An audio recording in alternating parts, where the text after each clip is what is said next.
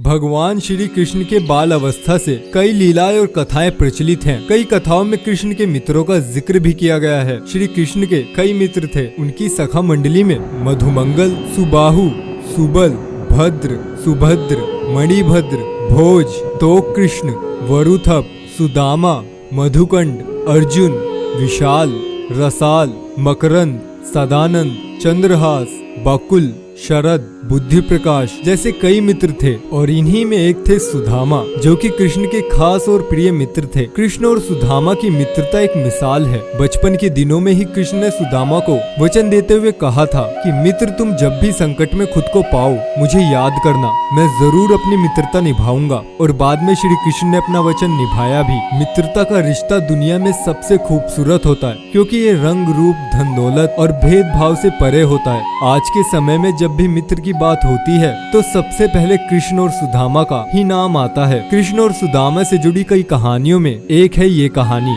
बाल्यकाल में भले ही कृष्ण, सुदामा और अन्य मित्र एक साथ पढ़ते थे, लेकिन एक समय ऐसा आया कि जब श्री कृष्ण द्वारका के राजा बन गए और उनके मित्र सुदामा इतने गरीब हो गए कि भोजन की व्यवस्था करना भी उनके लिए कठिन हो गया। सुदामा अपने परिवार का लालन पालन करने में भी असमर्थ हो गए। तब सुदामा की पत्नी सुशीला ने उन्हें द्वारका जाकर द्वारकाधीश श्री कृष्ण से मदद मांगने को कहा। सुशीला की ये बात सुनकर सुदामा थोड़ा हिचकिचाए, लेकिन सुदामा के पास इसके अलावा अन्य कोई रास्ता भी नहीं बचा था। इसलिए वे मदद मांगने के लिए श्री कृष्ण के पास जाने को तैयार हो गए। 3 मुट्ठी चावल भेंट लेकर सुदामा गए द्वारका। कहा जाता है कि राजा, गुरु, मित्र, बेटी और मंदिर, इन 5 जगहों पर व्यक्ति को कभी भी खाली हाथ नहीं जाना चाहिए। यही सोचकर सुशीला पड़ोस से 3 मुट्ठी चावल मांगकर लाई और इसे पोटली में भरकर सुदामा को देते हुए कहा कि इसे कन्हैया को भेंट कर देना। सुदामा जब द्वारका नगरी में श्री कृष्ण के महल पहुँचे तो महल के बाहर खड़े द्वारपालों ने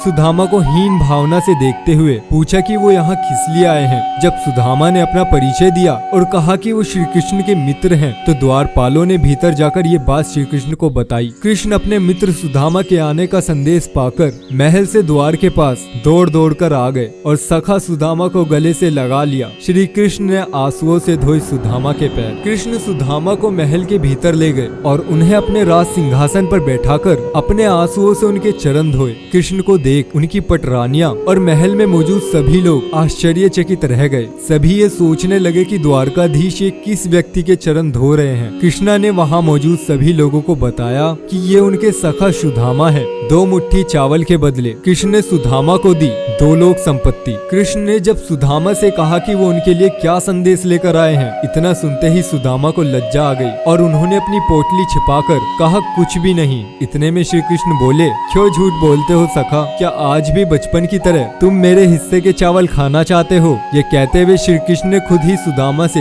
वो पोटली ले ली और चावल खाने लगे। जैसे ही श्री कृष्ण ने 1 मुट्ठी चावल खाए तो इसके बदले उन्होंने सुदामा को 1 लोक की संपत्ति दे दी। इसके बाद कृष्ण ने दूसरी मुट्ठी चावल खाकर सुदामा को 2 लोक की संपत्ति दे दी। लेकिन कृष्ण तीसरी मुट्ठी चावल खाने ही जा रहे थे कि रुक्मणी उन्हें रोकते हुए बोली, प्रभु, यदि आप तीनों लोक की संपत्ति इन्हें दे देंगे तो अन्य सब जीव और देवता कहाँ जाएंगे? रुक्मणी की बात सुन कृष्ण रुक गए। इस तरह कृष्ण ने सुदामा की मदद की और प्रेम पूर्वक उन्हें विदा किया।